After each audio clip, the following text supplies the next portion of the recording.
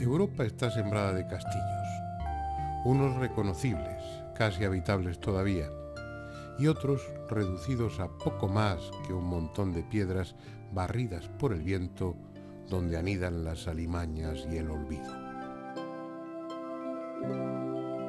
Son el testimonio de un pasado no demasiado lejano, de una época atormentada y oscura de la que, pese a su cercanía, ignoramos muchas cosas. La Edad Media.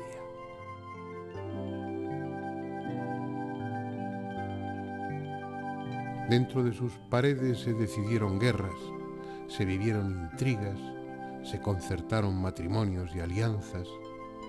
Se gestó, en fin, esa parte visible de la historia en la que caben por igual las hazañas más heroicas y los hechos más miserables.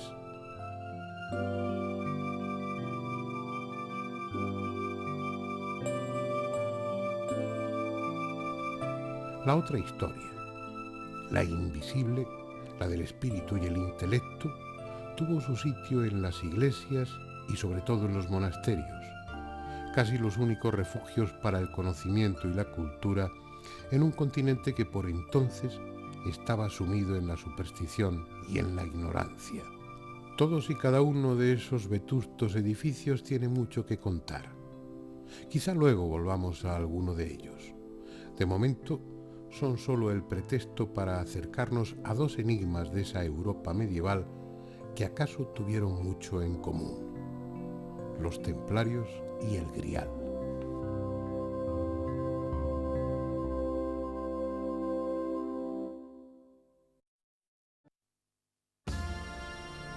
Situémonos a finales del siglo XI.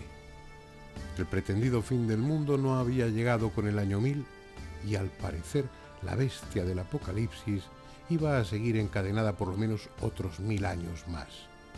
Pero la angustia que ese temido acontecimiento había desatado en todo el orden cristiano fortaleció el poder de la Iglesia hasta extremos nunca antes alcanzados. Jerusalén y los santos lugares se convirtieron en la meta para multitud de peregrinos que querían ver con sus propios ojos y sentir bajo sus propios pies el escenario donde sucedieron los hechos que cimentaban su fe. Aunque en manos árabes, los califas de Bagdad y de El Cairo no ponían apenas objeciones a la presencia de los cristianos, que podían recorrer libremente la, para ellos, Tierra Santa. Pero esa tolerancia no iba a durar mucho tiempo. Los turcos conquistaron la ciudad de Jerusalén en el 1090 y con ellos se cerraron sus puertas a la cristiandad. El Papa Urbano II no tuvo dificultad en convencer a reyes y nobles de la urgente necesidad de rescatar los santos lugares. Y en el 1095, en el Concilio de Clermont, prometió indulgencias y otras medidas de gracia para todos aquellos que se incorporaran a tan sagrada empresa. Fue una larga y sangrienta campaña en la que los cristianos no se distinguieron precisamente por su benevolencia. En julio de 1099, el último reducto de los turcos, la mezquita construida sobre el antiguo templo de Salomón, fue arrasada en un auténtico baño de sangre.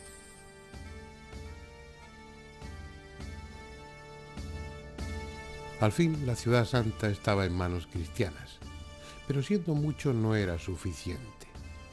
Jerusalén se hallaba en medio de un territorio todavía hostil en el que abundaban bandidos y miembros del ejército vencido que daban rienda suelta a su resentimiento robando y matando a los peregrinos.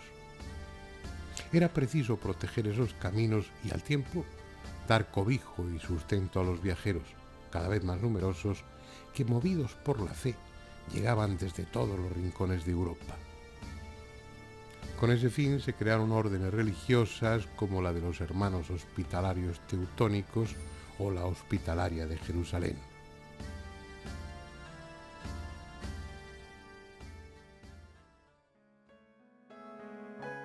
En ese ambiente y bajo esas circunstancias nació en 1118 una humilde, casi insignificante orden, la de los pobres caballeros de Cristo, que estaba constituida por tan solo 9 hombres. Sus fundadores, Hugo de Páñez y Godofredo de Sena de Mar, y otros 7 caballeros franceses. Su misión, proteger a los peregrinos en Tierra Santa. Una noble e ingente tarea para 9 hombres que representaban el ideal de los caballeros cristianos, monjes y soldados a un mismo tiempo, comprometidos por un juramento de obediencia, de pobreza y de castidad. 10 años más tarde, durante un concilio, la orden fue reconocida oficialmente, y como por entonces estaban ocupando un palacio construido sobre las ruinas del Templo de Salomón, cambiaron su nombre por el de Orden del Temple.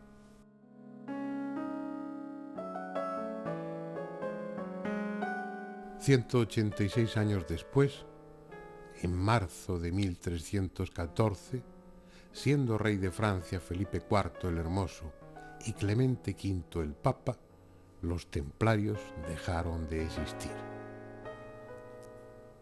Tras un largo juicio que había llevado a la mayoría de sus miembros a la hoguera, el gran maestre de la orden, Jacobo de Molay, ardía también en la pira, cerrándose así uno de los capítulos más misteriosos de la historia del medievo europeo. ¿Pero por qué? ¿Qué había sucedido en esos casi 2 siglos para que aquella orden, nacida con tan altruista misión, mereciera un final semejante?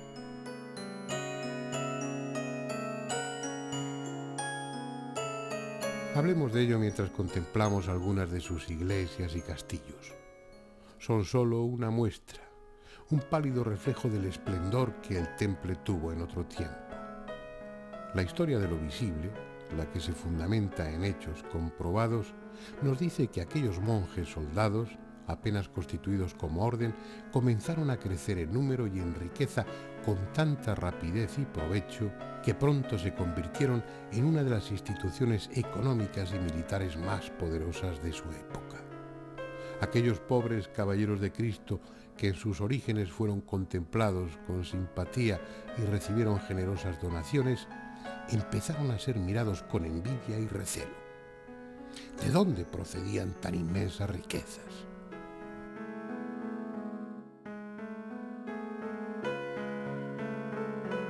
Se fue extendiendo el rumor de que durante su estancia en Jerusalén habían explorado los túneles que rodean el Templo de Salomón y abierto otros nuevos hasta dar con un fabuloso tesoro.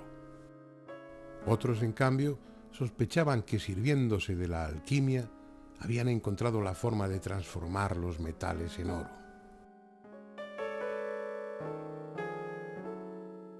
Lo más probable es que fuesen rumores sin fundamento y su prosperidad proviniese de la hábil inversión de las muchas donaciones recibidas y de otras fuentes, entre ellas la explotación de antiguas minas de plata, como las de Hien de la Encina, excavadas ya en tiempos de los romanos. En cualquier caso, y aunque parte de ellos se dedicaran a tareas económicas y administrativas, los templarios seguían siendo monjes y soldados en continua campaña, defendiendo los caminos y luchando contra los árabes. España era en esos siglos un escenario turbulento que requería constantemente de sus servicios. Por eso está sembrada de fortalezas e iglesias cuarteles del Temple donde pudieran descansar, curar sus heridas y orar con recogimiento de acuerdo a sus reglas.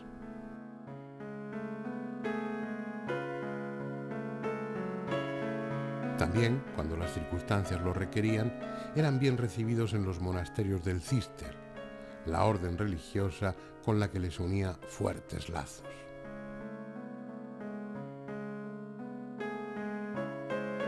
Pero de nada sirvió su entrega a la causa cristiana. Pudo más la avaricia de Felipe IV en connivencia con un papa corrupto, ansiosos ambos de acabar con el poder de la Orden del Temple y, sobre todo, de incautar y repartirse su enorme patrimonio. En un juicio que duró 7 años, acusados de herejía y sometidos a las más atroces torturas, numerosos caballeros templarios, sobre todo los que desempeñaban cargos relevantes, terminaron por confesar cuanto sus interrogadores quisieron, incluidos los principales y disparatados cargos que pesaban contra ellos. Negar que Cristo fuese el Mesías, adorar a ídolos, entre ellos a uno con forma de diablo que llamaban Baphomet, entregarse a todo tipo de perversiones sexuales individual y colectivamente, escupir a la cruz y orinar sobre ella durante sus ceremonias, y un largo etcétera de acusaciones similares. Gran parte de ellos fueron quemados en la hoguera, y todos, en ese trance, negaron públicamente que fuese cierto lo que bajo tortura se habían visto obligados a confesar.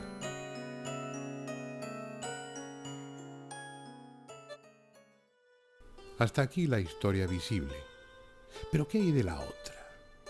De la que ha hecho correr tantos ríos de tinta. La mayoría de los autores coinciden en que las acusaciones que Iglesia y Estado vertieron sobre ellos eran pura patraña, pero al tiempo atribuyen a los templarios profundos conocimientos ocultistas, considerándoles más una secta de carácter esotérico que una orden estrictamente cristiana, o cuando menos que contemplaron los evangelios y la figura de Cristo desde una perspectiva heterodoxa, abierta a otras religiones y a otras formas de pensamiento. En este terreno todo son conjeturas, por más que alguno de esos autores se empeñen en lo contrario.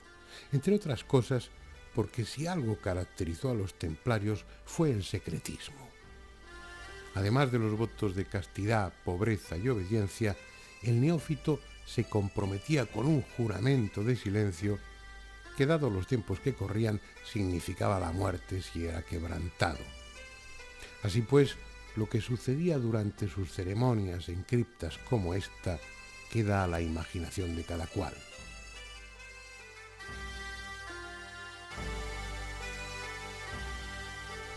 Ni siquiera sabemos si el célebre Baphomet, cabeza o diablo con pechos al que todos aluden, existió fuera de la imaginación de los inquisidores, que interpretaron a su conveniencia cualquiera de las figuras simbólicas que aparecen representadas en las construcciones templarias. Y ese sí que es un dato objetivo. Los edificios levantados por el temple proporcionan al observador atento información que sugiere conocimientos de carácter ocultista, lo que en sí mismo tampoco es extraordinario. Los maestros constructores de catedrales también hicieron uso de ellos. Símbolos, medidas, orientación, proporciones o vidrieras responden a conceptos que desde tiempo de Pitágoras buscan más la integración del hombre con lo cósmico que la simple armonía estética. La arquitectura templaria es reconocible. Dentro de su solidez, las fortalezas recurren a formas estilizadas, a elevadas torres, y la planta de sus iglesias y castillos es frecuentemente de forma octogonal, contrastando así con el resto de las construcciones medievales.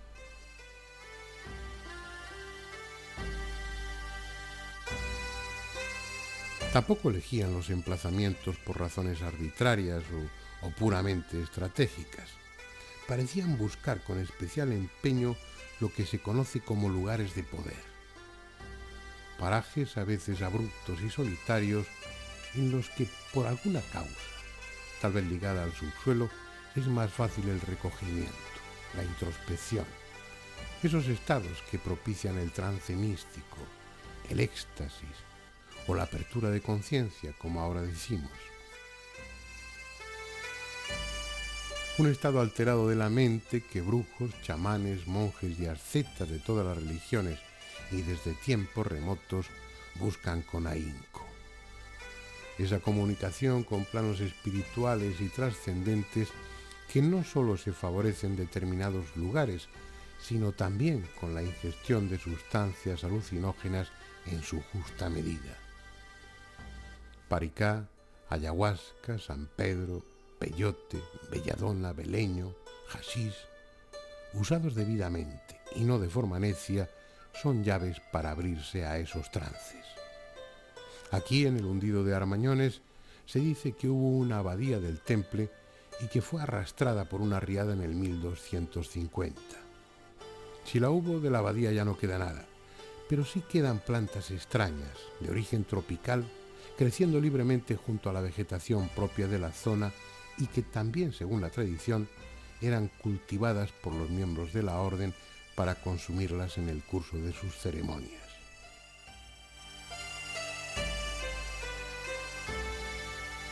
Y ya que no podemos hablar de certidumbre, consideremos si al menos hubo oportunidad y tiempo para que los templarios se iniciasen en esos saberes ocultos que muchos les atribuyen.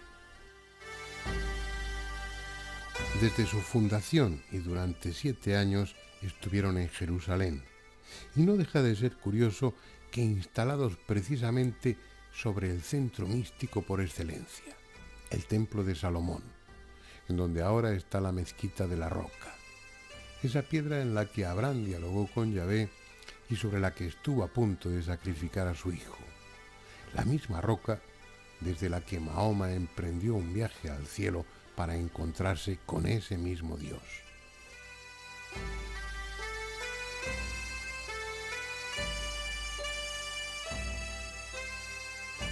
No hay forma de saber si ese lugar de poder influyó o no en ellos, pero sí parece claro que se trataba de caballeros ilustrados, espiritualmente inquietos, que no debieron dejar pasar la ocasión de relacionarse con otros como ellos, aunque de diferente religión, estudiosos de la Torá, cabalistas y miembros de sectas islámicas versadas en lo hermético, como los sufíes o los seguidores del viejo de la montaña, los hashishins, expertos en el uso del hashish con fines místicos. Asentados ya en Europa, tampoco habrían tenido dificultad para profundizar en esos conocimientos, porque era precisamente en los monasterios donde se conservaba y alimentaba la cultura y la ciencia, extendida a temas como astrología, alquimia, botánica y otros muchos no necesariamente piadosos. De lo que también debieron ocuparse, aunque con igual secreto, es de un tema de trascendental importancia para los caballeros cristianos de la época: la búsqueda del Santo Grial. De hecho, hay información que parece confirmar su relación con esa copa mística, pero de una forma tan especial, tan herética, que prefiero dejarla para el final.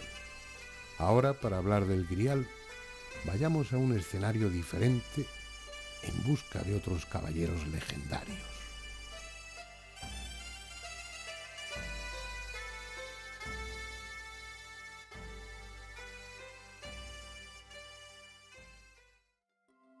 Este es el hermoso y apacible paisaje de Gales, en el oeste de Inglaterra.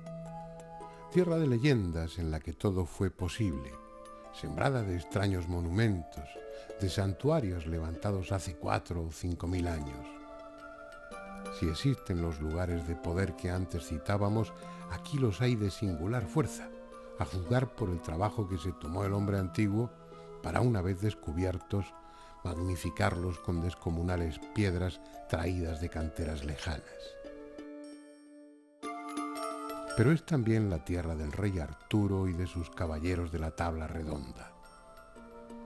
Su historia, inventada a medias o totalmente, que no hay forma de saberlo, se hizo popular en el siglo XII cuando el francés Chrétien de Troyes escribió un libro que relataba sus hazañas. Cronológicamente, el nacimiento del mito artúrico está muy cerca de la fundación de la Orden del Temple. Pero acaso no importe, porque aun siendo la primera referencia escrita, el libro de Troyes recogió y dio forma a lo que ya estaba en el ambiente, el espíritu de la caballería andante. Desde hacía 2 siglos, los juglares ya venían contando las hazañas de los nobles cristianos que recorrían el mundo conocido llevando la justicia en su espada y a Jesús en el corazón. Con la primera cruzada, esos caballeros creyeron haber encontrado un objetivo concreto para sus altruistas ambiciones: la conquista de Tierra Santa. Pero pronto descubrieron que en ella no estaba lo que buscaban. Aquel territorio conquistado se hallaba lleno de recuerdos importantes para un cristiano. Él estuvo aquí, anduvo por este camino, murió en este lugar, fue enterrado aquí. Sin embargo, eran solo eso: sitios, caminos, huertos. Jesús ya no estaba allí. Puede decirse que aquellos de los caballeros que volvieron lo hicieron cargados de reliquias y de aventuras que contar, pero en el fondo tan vacíos como cuando emprendieron el camino. Seguían necesitando un ideal, algo espiritual y al mismo tiempo tangible, algo como el Santo Grial. No eran frailes ni místicos, eran hombres de acción, y en sus conceptos no cabía que aquello que buscaban no estaba fuera, en lugares remotos cargados de peligro, sino dentro, en el fondo de ellos mismos. Solo algunos, los más afortunados, terminarían descubriendo esa verdad. ¿Pero qué era el Santo Grial? En principio era el cáliz que utilizó Jesús durante la última cena para instaurar la Eucaristía. El mismo cáliz que, según una piadosa tradición, usó después José de Arimatea para recoger parte de la sangre vertida por Jesús durante su crucifixión. Centrémonos por el momento en esa copa como objeto físico y tratemos de seguir históricamente su pista. Cuando no hay documentación escrita, hay que recurrir como fuente a la tradición, algo que los historiadores hacen de continuo. Según esa tradición, en el año 258, entre las reliquias que el Papa Sisto II hizo sacar de Roma ante el riesgo de un saqueo, estaba el Santo Cáliz. Eran tiempos difíciles para la Iglesia romana, así que no hubo protocolo alguno. El diácono Lorenzo, que luego sería torturado en una parrilla y elevado a la santidad, se lo entregó a un soldado amigo para que lo llevase a España y lo pusiese en manos de sus padres, que vivían en Loreto, entonces a las afueras de la ciudad de Huesca. Debió hacerlo así, porque, y ya son datos históricos, el obispo Vicencio mandó construir una iglesia en el 553 para conservar el cáliz. Aunque reformada, la iglesia sigue existiendo y se la conoce como la de San Pedro el Viejo.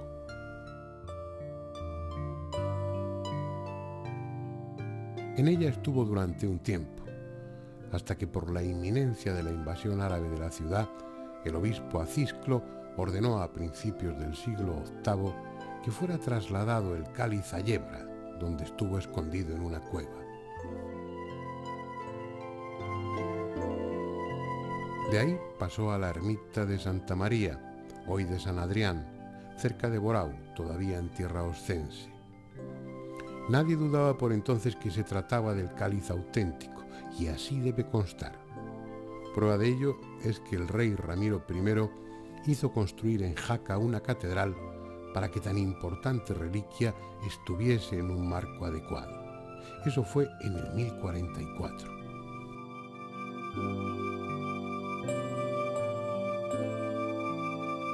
Pero no iba a terminar ahí su peregrinaje, porque después fue llevado al monasterio de San Juan de la Peña, donde durante casi 3 siglos el cáliz permaneció tranquilo, siendo objeto de veneración y oficiándose con él en ocasiones muy solemnes.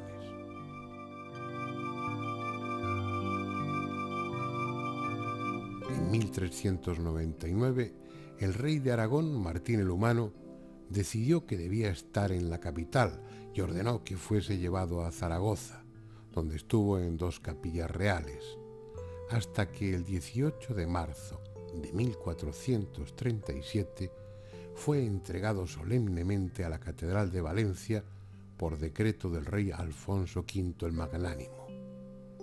Y en la Catedral de Valencia está desde entonces. Se conserva protegido por un cristal blindado en medio de un extraordinario retablo renacentista en la llamada Sala Capitular Antigua, de donde sale 2 veces al año con el imponente ritual que corresponde a una reliquia de tal importancia. La copa, el cáliz, es de ágata y su estudio técnico lo sitúa entre el siglo II antes de nuestra era y el siglo I después de Cristo. Es decir, por sus características y antigüedad, encaja en la época y el lugar adecuados. Con el tiempo se le añadió una peana también de ágata, ricamente adornada, y 2 asas de oro burilado. Si es ciertamente el cáliz que usó Jesús durante la última cena, nadie puede afirmarlo, al menos con total seguridad. Pero la tradición así lo sostiene desde hace 18 siglos. Y de todos los cálices que pretenden ser el auténtico, este es el único que puede lícitamente aspirar a ese título. Sin embargo, aun siendo probablemente el verdadero, este cáliz poco o nada tiene que ver con el grial que buscaban los caballeros del rey Arturo. Dice la leyenda que José de Arimatea abandonó la tierra de Israel y llegó al país de Gales trayendo consigo el cáliz. También le acompañaban sus discípulos, con los que habría fundado la primera mesa del Grial, en recuerdo de la última cena. Aquí, en Glastonbury, levantó, siempre según la tradición, la primera iglesia cristiana de las islas, donde al menos por un tiempo permaneció el Santo Cáliz. Ya no está, si es que alguna vez estuvo, y es lástima, porque este enclave tan cargado de romanticismo y donde el bienestar, la paz interior, es experimentada hasta por los visitantes menos sensibles, sería el marco idóneo para un símbolo como ese.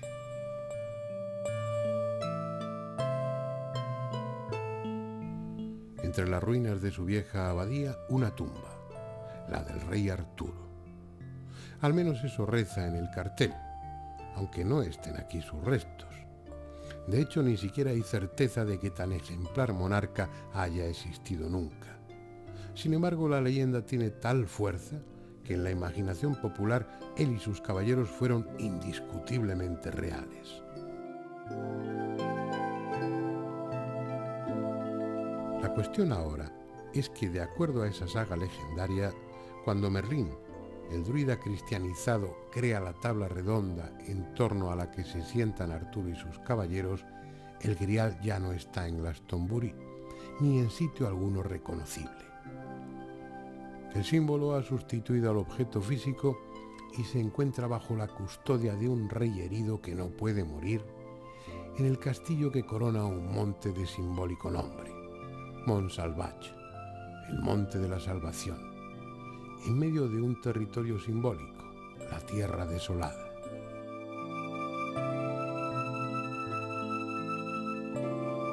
Por eso, cuando un día de Pentecostés el grial radiante se aparece sobre la tabla redonda, incitando a los caballeros a ir en su busca, estos no saben a dónde deben dirigirse. Será el propio camino el que vaya proporcionándoles las claves y poniéndoles en la adecuada dirección. En definitiva, se trata de un viaje iniciático durante el que deberán vencer tentaciones, arrostrar peligros de todo tipo, enmendar injusticias, salvar doncellas. Cada hazaña tiene a su vez un rico simbolismo y por tanto una doble lectura, porque pese a ser un mito cristianizado, el rey Arturo y sus caballeros hunde sus raíces en lo pagano, en lo mágico. El hecho de que Merlín, el inspirador de la tabla redonda y tutor de ese proceso iniciático, sea un druida, un mago, es en sí mismo significativo. El grial no es solo el cáliz de la última cena, es el símbolo de la renovación, de la muerte como principio de la vida, el atanor del alquimista, donde el metal corriente se transforma en oro. De todos los caballeros que salieron en su busca, Solo 3 llegan a la meta y en la mítica ciudad celestial de Oriente asisten a la misa que con el propio Grial oficia Jesús. Ser Galahad, el caballero virgen, que ya era limpio de corazón al iniciar el camino y que muere en plenitud de gracia cuando el Grial retorna al cielo. Perceval o Parsifal, apodado el tonto perfecto, que en el viaje de regreso se queda en Montsalvatge, donde la tierra desolada ha fructificado de nuevo y sustituye al rey herido. Y Bors, el hombre corriente, que ya ha dejado de serlo y que será el único que vuelva a Camelot a relatar lo sucedido. Ninguno se ha quedado con el cáliz, porque la lección última de la leyenda artúrica es que el Grial, cuya posesión entraña la inmortalidad y el poder absoluto, solo puede ser alcanzado por el que ya no lo necesita, por el que, tras recorrer con éxito ese camino de iniciación, descubre que el Grial, el símbolo de la divinidad, ha estado en su propio interior durante todo el tiempo.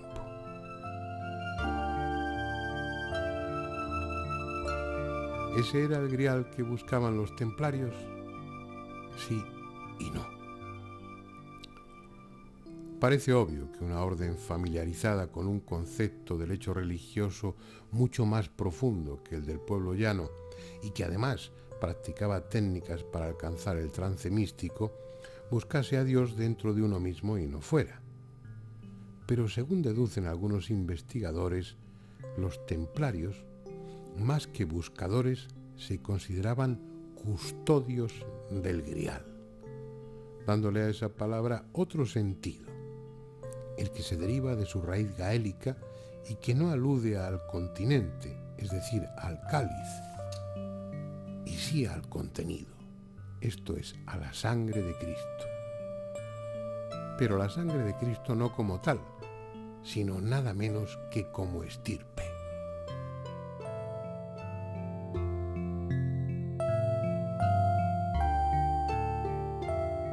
Accediendo a fuentes que ignoramos, ellos estaban convencidos de que Jesús, el Jesús hombre, había mantenido relaciones estables con María Magdalena, de la que tuvo 1 o más hijos.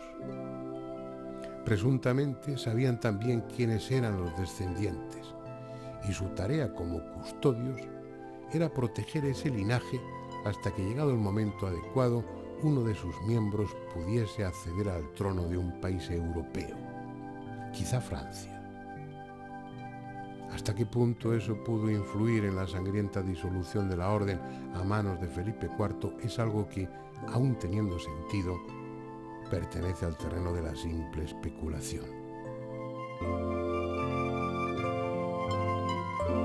Aunque herética, la idea de una posible descendencia de Jesús no es tan descabellada y ha estado y sigue estando en la mente de muchos. Varias dinastías inglesas medievales trataron de legitimarse aduciendo esa descendencia en línea directa de Jesús. Y en este recién terminado siglo, ese era el argumento con el que algunos grupos influyentes aspiraban a restablecer la monarquía en Francia y sentar en su trono a uno de los descendientes de esa estirpe. Fantástico, tal vez, pero también posible. Ese, como otros secretos, quedó sepultado junto a los restos de los últimos templarios.